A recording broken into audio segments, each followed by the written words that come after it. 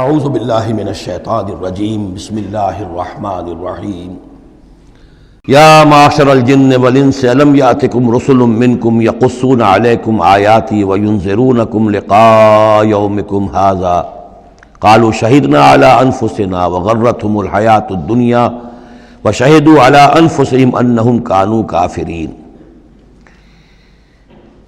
کہا جائے گا اس دن، یہ گویا کہ یہاں محذوف ہے، اے جنوں اور انسانوں کی جماعتوں، کیا تمہارے پاس نہیں آ گئے تھے رسول تم ہی میں سے؟ اب چونکہ دونوں کو جمع کر کے کہا جا رہا ہے تو جو انسانوں میں سے رسول ہیں گویا کہ وہی جنات کے لیے بھی رسول ہیں۔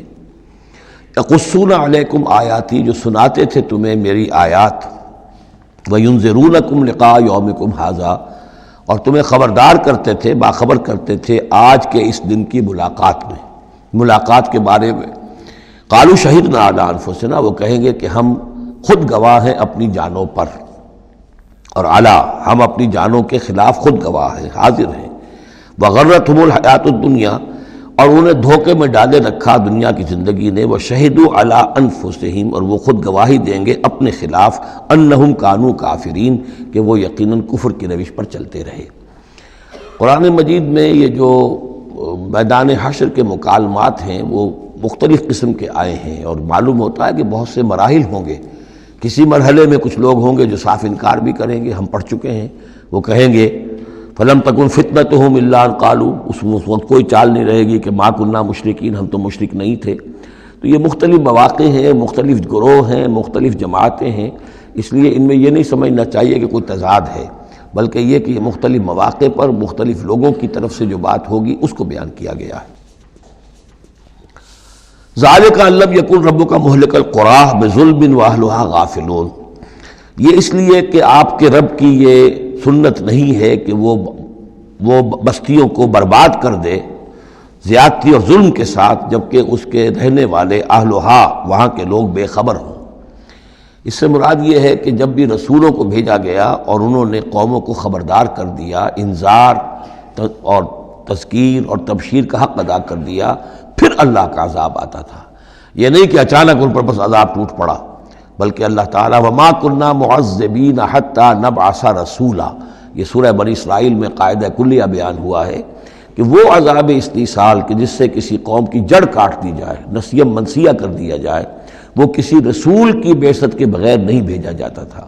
رسول کو بھیج دیتے تھے، وہ حق کا حق ہونا، باطل کا باطل ہونا بالکل وہ برہن کر دیتا تھا، پھر بھی جو لوگ اڑے رہتے تھے تو پھر ان کو نسیم منسیہ کیا جاتا تھا۔ وَلِكُلٍّ دَرَجَاتٌ مِّمَّا عَمِلُوا، اور ہر ایک کے لیے درجات ہیں، مقامات اور مراتب ہیں ان کے عمل کے اعتبار سے۔ ظاہر بات ہے کہ نیکوکار بھی سب ایک جیسے نہیں اور بدکار بھی سب ایک جیسے نہیں۔ وَمَا رَبُّكَ بِغَافِلٍ عَمَّا يَعْمَلُونَ، اور آپ کا رب بے خبر نہیں ہے، غافل نہیں ہے اس سے کہ جو یہ کر رہے ہیں۔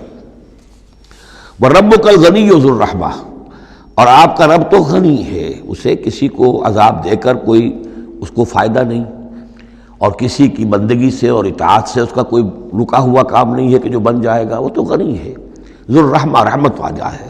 ان یشاء یذھبکم، اور اس کی شان یہ ہے کہ وہ چاہے تو تم سب کو لے جائے، ختم کر دے۔ ویستخلف من بعدکم ما یشاء، اور تمہارے بعد جن کو چاہے وہ لے آئے، ایک نئی مخلوق لے آئے، ایک نئی سپیشیز لے آئے، ایک نئی نسل آدم پیدا کرتے۔ اللہ کا اختیار مطلق ہے۔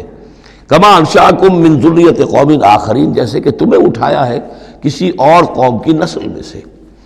قوم عاد تھی عرب میں بڑی زبردست، لیکن جب اس کو تباہ و برباد کر دیا گیا تو انہی میں سے جو لوگ چند ساتھی اہل ایمان تھے حضرت ہود کے، وہی لوگ وہاں سے ہجرت کر کے چلے گئے، اور ان کے ذریعے سے پھر سمود کی قوم جو ہے وہ انہی کے ذریعے سے وجود میں آئی۔ پھر سمود کو بھی ہلاک کر دیا گیا، تو پھر ان میں سے جو اہل ایمان تھے وہ کہیں چلے گئے ہجرت کر کے، تو ان سے ایک اور قوم وجود میں آ گئی۔ تو فرمایا جیسے تمہیں بھی ہم نے اٹھایا ہے اور قوموں کی نسل میں سے، اسی طریقے سے ہم تمہیں ہٹا کر کسی اور قوم کو لے آئیں گے۔